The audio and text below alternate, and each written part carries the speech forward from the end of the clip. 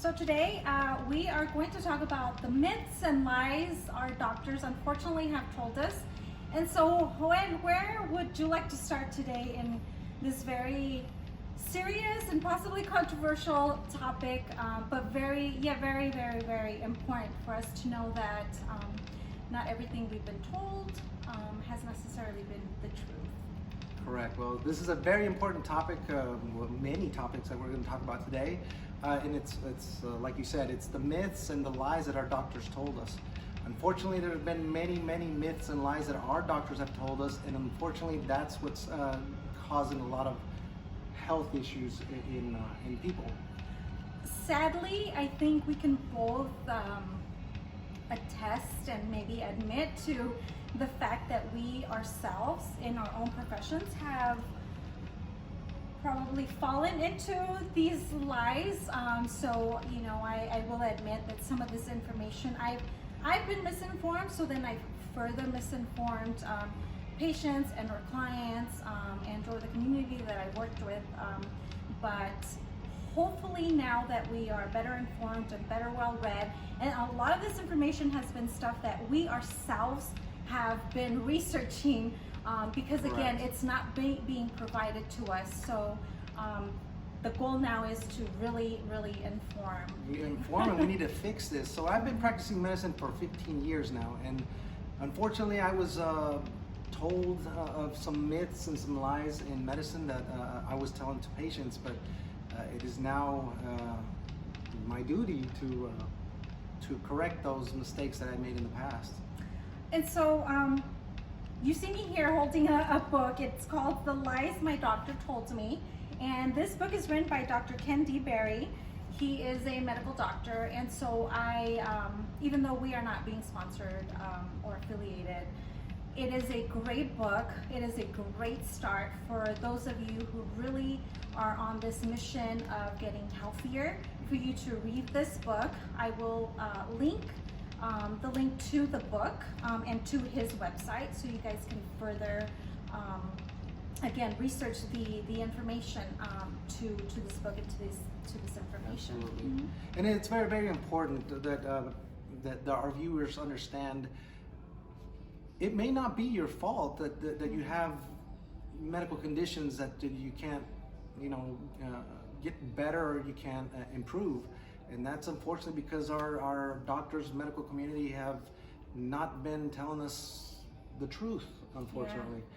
So it is my duty now, through reading, through research now, to know and tell patients and viewers that yes, you can take control of your health, and we need to fix these myths that have been told to us for many years.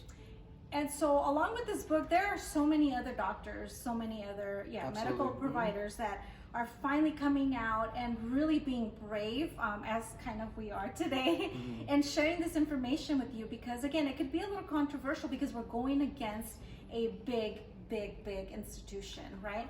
And so so it's important for you as a viewer to really do your own work, your own research.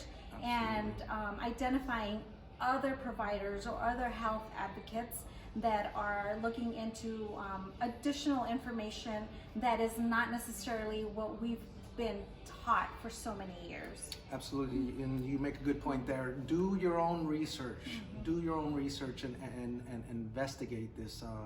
And take this video to your medical provider, your doctor. They need to know this. It's very important. So where do we start with maybe talking and touching a little bit on some of these myths? Okay. One of the biggest myths for many years: my cholesterol's high, I'm gonna have a heart attack. That's a lie. Because I'm eating fat. Because you're eating fat. Yes, no, and that is a lie. There has been no studies, no double-blind, placebo-controlled studies that have proven this to be fact. And it's unfortunate because, and I still hear patients ask me, "Oh, how's my cholesterol? Am I okay?" And I tell them that does not lead to heart disease or cardiovascular disease.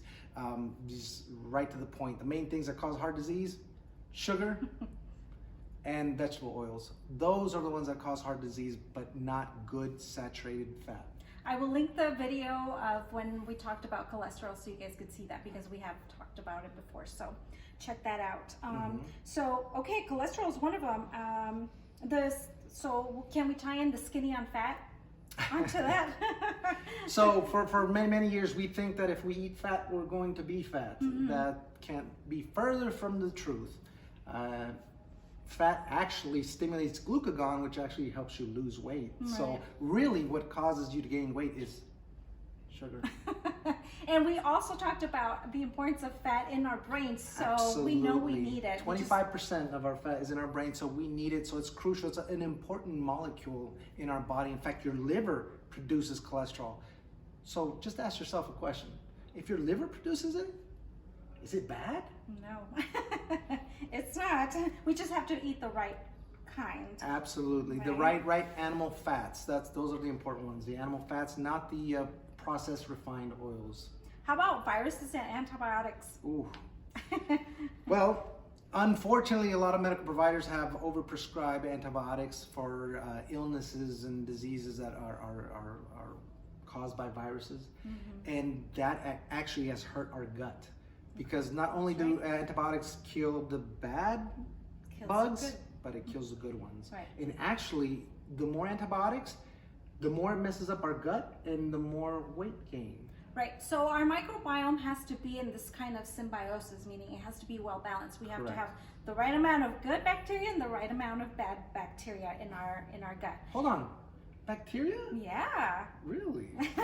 It's not bad? It's not bad. It's actually good. We need to be exposed to certain bad things. Absolutely. In order for our gut flora, because usually that's more how most people recognize it instead of microbiome, but your flora, your gut flora has to be well balanced in order for us to, make sure that, we're not getting the excess weight, make sure that we are absorbing the right nutrients. Absolutely. Because when we're lacking the right nutrients, it's because something is going on in our gut. When we have these eczemas, psoriasis, or other skin conditions or autoimmune conditions, All linked to the they're gut. all linked to our gut. Treat your bugs well, and they will take care of you. Feed them well. It's like a science experiment in our stomach, but that's very good. How about our salt? We've known for years and years upon years that table salt is bad for us. Nothing could be further from the truth. Salt is very important. Actually, there are studies out there that now prove that you need salt. Mortality rates reduce when you have salt in your diet. And it's recommended about 4 to 6 grams of salt a day. And unfortunately, the medical community is saying do not consume more than 2 grams of salt. Right. A tablespoon of salt a day, right? We need salt to survive. We need it for hydrochloric acid in our stomach. We need it for our immune cells. We need it for so many things. The thing with the salt is that we have to be doing all these other things, like eating healthy, in order for that salt to be well utilized. So it's not that the salt is bad, it's the other things, the other habits that we're doing that may not necessarily allow us to utilize the salt as it is intended for us. Well, real quick on that. Salt, we thought it was linked to high blood pressure. No, it's sugar. Sugar increases your insulin, and your insulin causes your kidneys to retain salt, and this is where you get high blood pressure. It's a common Not denominator in this Sugar. topic. Yeah, carbohydrates topics. Sugars. So how about vitamin D? And again, we have a video on this as well, but again, it's been a myth, don't go out into the sun, don't overexpose yourself, because that's bad for us. And for the past year, we've been kept indoors because of the pandemic. So what can you say about that? Vitamin D is so crucial for your health. It's a pre-hormone. You need it for, to make your hormones, to make a cholesterol in your skin. You need vitamin D. And the best way to get it is through the sun. Why are they telling us to stay indoors? I have no idea. But you need your vitamin D, and it's so important. Yeah. God made it for us, so it must be good for us. We shouldn't be hiding. The sun's good for you? Yes, everything in good doses in moderation. But it is not bad for us. So anything else that you want to shed light on these myths or these lies that we have been taught, even from our own personal experience, on things that we can definitely clarify and make good on. Well, yeah. What's so unfortunate? It looks like every question on the test we got wrong. Yeah. And I believe this is why there's so much health disparities. The misinformation, right? Exactly. And I want the audience to know that no, the things that the medical providers have been saying are just not true. Yeah. And again, see this video again, see our other videos, but I want the community and the audience to know that we could take control of our health if we have the right information. Right. So it's us taking it upon ourselves individually to go inform ourselves, because there has been so much misinformation. So quite frankly, it is up to us to take control over our health, and again, not be dependent on somebody else to control that for us. And we've said this many times over in many of our other videos. So please do your own research. Absolutely. It's so important that you understand, the viewers to understand, you can take control of your health. Yeah. You don't have to be unhealthy. You just have to have the right information. And again, don't blindly believe me or Sochi. Go and do your research. Go do your research. Is so important because it is your health. We only have one health. Right.